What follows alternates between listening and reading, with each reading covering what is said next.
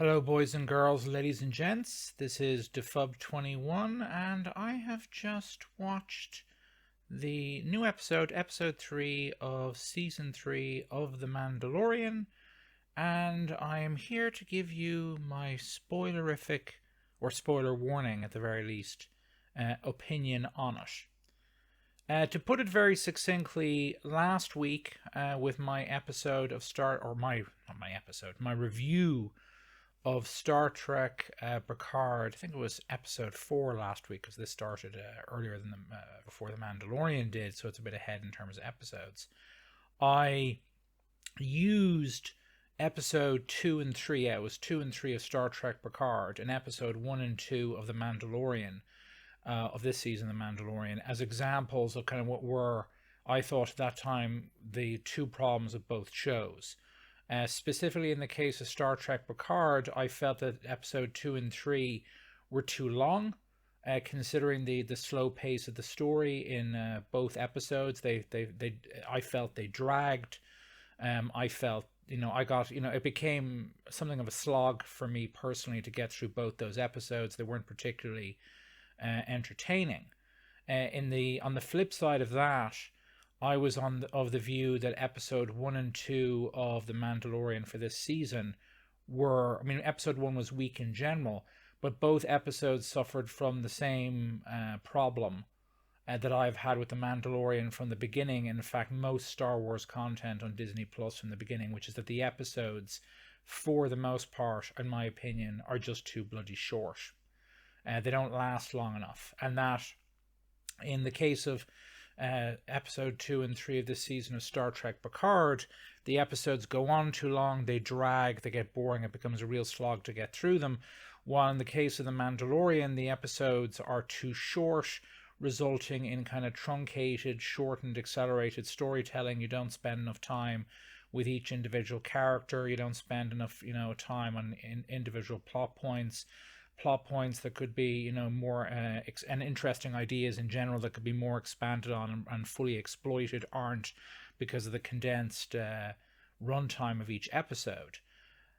This episode of The Mandalorian, which is again episode 3 of season 3, like episode 4 of Star Trek Picard, shows exactly what you can do with a runtime of somewhere between 50 and 60 minutes per episode, if you know what you're doing.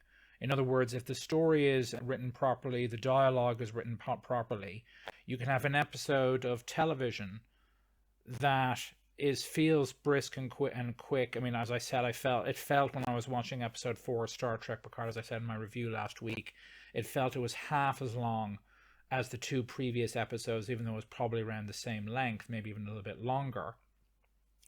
And at the same time, with all that, it was much longer than the episode 1 and 2 of The Mandalorian, the most previous episodes of The Mandalorian. And yet it felt, again, very brisk, quick, and because they had over an hour of runtime, they were able to explore each story element in, again, episode 4 of Star Trek Picard to a very high standard. And the same is absolutely true here. Episode 3 of season 3 of The Mandalorian is probably, one could argue, one of, if not the best, certainly not end of season episodes of the show we've seen to date. Not just because of what goes on in it, obviously, but because it's 56 minutes long, which for the third episode in a season of The Mandalorian is a long episode this early on. I mean, usually you might get a bit of a longer episode, like 40, 45 minutes, maybe an hour at the tail end of the season. But this episode, for, again, only 3 episodes into the season, is a long one at 57 minutes. And it, again, unlike episode 2 and 3 of Star Trek Picard, there's nothing slow about this, or at least it doesn't feel that way. It gets slow in the middle to a degree, but it's telling effectively a brand new story. It's not completely a brand new story. These are characters from the previous series of the seasons of The Mandalorian, but Again, specifically, this is the two Imperials, the Imperial scientist and the Imperial quote-unquote communications officer. I don't know if she actually is, or she's some sort of special forces elite intelligence person. You'd have to. I don't know. I don't know which she is. We might find out going forward. She has been in previous episodes of the previous series or seasons of The Mandalorian. And again, the actress and the actor's names completely escape me, so I apologize, or the names of the characters for that matter, because they're only referred to by their kind of quote-unquote serial numbers in the episode. But what you effectively have, and this is really well structured, is you have the first part of the episode is about Mando and Bo-Katan, following on from last week's episode, which is, again, episode 2 is much better than episode 1. And again, a criticism I would have of the first 2 episodes of The Mandalorian is really they should have been condensed into one single longer episode, if for no other reason than to give the show more momentum from the get-go from a rating standpoint. There are people who might have watched the first episode of this season of The Mandalorian and said, this is boring as boring can be, who then immediately lost interest or put watching the next following episodes of the show on the back burner, and that may well hurt its ratings. Apparently the show is doing worse in terms of ratings than the Book of Boba Fett, which, to be clear, doesn't surprise me when you take into account the fact that we've had, and this is another thing in general, this episode of The Mandalorian is better than every episode of the Book of Boba Fett, except for the 2 that Mando is in, and I would argue it's better than anything that is in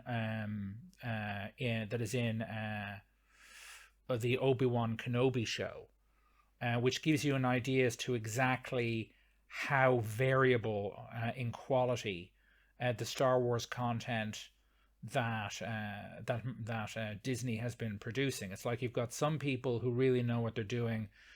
Dave Filoni, one of the primary kind of, what is the word to describe him as? He's basically George Lucas's personal Padawan, basically, and Jon Favreau seem to really know what they're doing.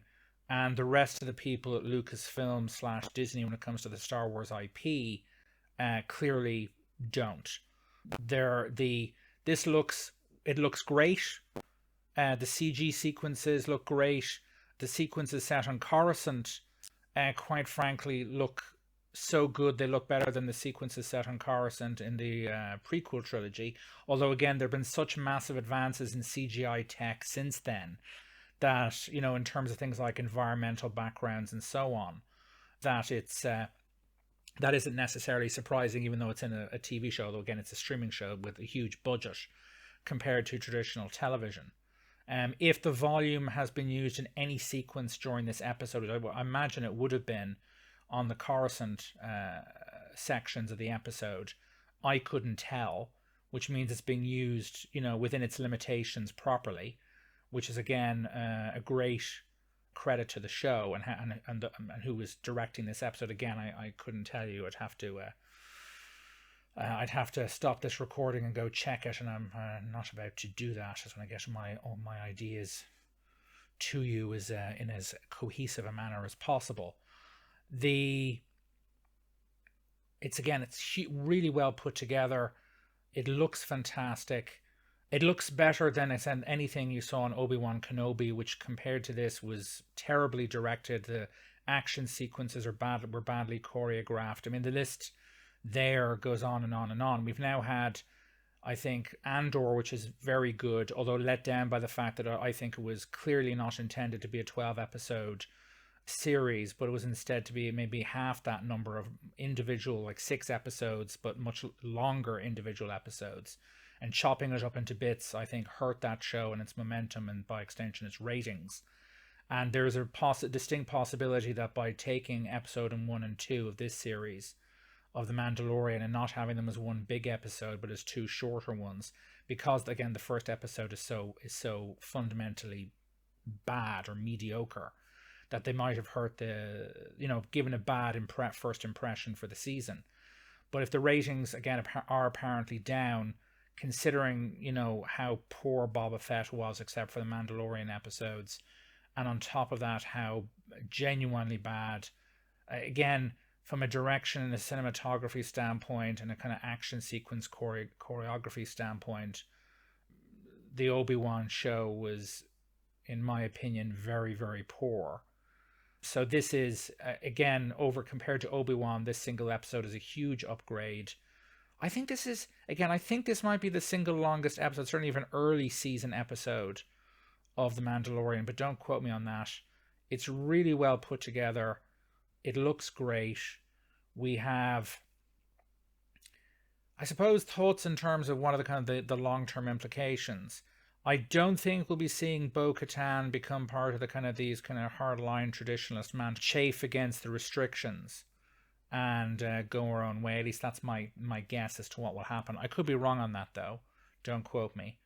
And in terms of where we're going with the scientist, I think we know where we're going. I think he was having his brain cleansed so that he could be go back to being a useful asset for certain individuals. And since they've already referenced, and again, spoiler warning, against the whole episode's a spoiler warning, or the whole review's a spoiler warning, that Moff Gideon may actually have escaped his imprisonment.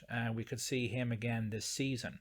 It's possible this could be setting us up, this episode, for some sort of large-scale confrontation between the Empire and the Mandalorians over control of Mandalore itself, or maybe directly or indirectly over Grogu, but aka Baby Yoda. But whether that happens or not, we'll have to wait and see. But this is, again, I mean, if Kathleen Kennedy has become a hate figure, I think not necessarily, particularly because The Last Jedi, not necessarily unnecessarily or unjustifiably so, within quite possibly certainly the majority of the kind of old school hardcore Star Wars fandom.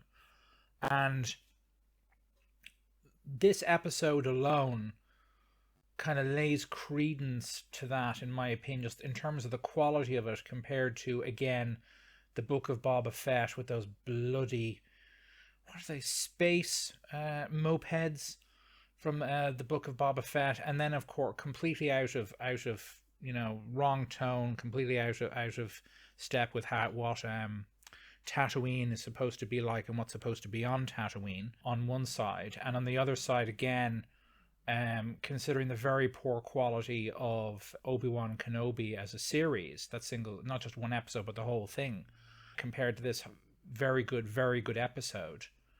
I mean, again, it's just it just boggles the mind. It's like you've got one bunch of incompetence, in other words, Kathleen Kennedy and the people she hired, and then you have the kind of Lucasfilm legacy workforce that were recruited and trained up by George Lucas himself, personified by Dave Filoni. Although, again, in his criticism of him, I assume he has oversight of the Bad Batch.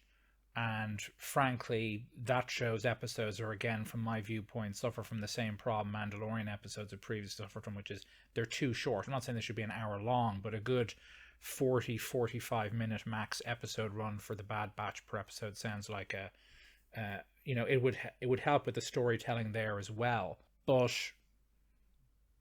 I mean, outside of that, the quality of the shows is so variable. Again, one can assume because of Kennedy and the people she recruited at Lucasfilm, compared to, again, the old guard recruited and trained up by George Lucas himself.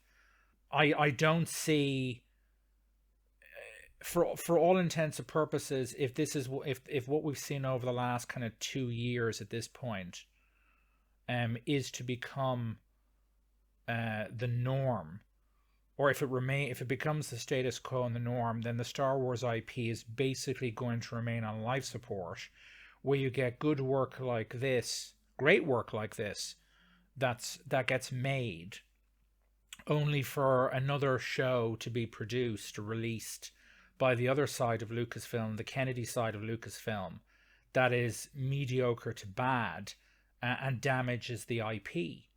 The IP cannot be repaired, it cannot be rebuilt, as long as the quality is so variable. I mean, if this is an indicator for the rest of the season, this could well be the best season of The Mandalorian to date, and quite possibly the best piece of Star Wars content we've seen since the Disney era came to be. Because again, the sequel trilogy, the first one is a boring, lazy rehash of A New Hope on one side.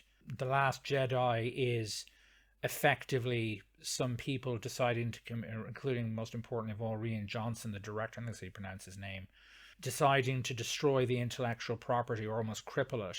And none of the executives, including apparently Bob Iger at Disney, realizing that was what he was trying to do, either intentionally or unintentionally, and then failing to stop him. Again, Kathleen Kennedy has the bulk of the blame there, in my opinion. Although, again, for such a crucial acquisition, you think Iger would have paid more attention. And in terms of the third movie, Rise of Skywalker, I haven't seen it. The Last Jedi rubbed me so badly the wrong way that I've literally have never seen the movie, the third one, either in the cinema or at home. So overall, I can say it's really well made. It's really put together. It's a huge. I mean, again, it shows what you can do with good storytelling and enough time and enough space to fully exploit that good storytelling. And hopefully the rest of the season does not go back to these, truncated, too short episodes where, again, the storytelling is badly affected by restrictions on the kind of the runtime, the amount of time you have to tell whatever the story is in each episode. Great piece of sci-fi television, in my opinion. Great piece of Star Wars content. And as I said, if this is an indicator for the rest of the season, we could be looking at some of the best Star Wars content we've seen since the beginning of the Disney era. But because of Boba Fett, because of Obi-Wan Kenobi, they've, again, as long as it keeps going, you get an Andor, then you get a Mandalorian, then you get a Boba Fett and an Obi-Wan Kenobi. That's not going to help rebuild the IP into the gold-plated, intellectual property it once was. Anyway, this is Defub21. Please let me know what you think in the comments, plus any suggestions on any other kind of videos you'd like me to do, any other series you'd like me to review. What else? Well, if you haven't already subscribed to my channel, please do so. Please ring the bell for notifications so you know exactly when new content from me is arriving.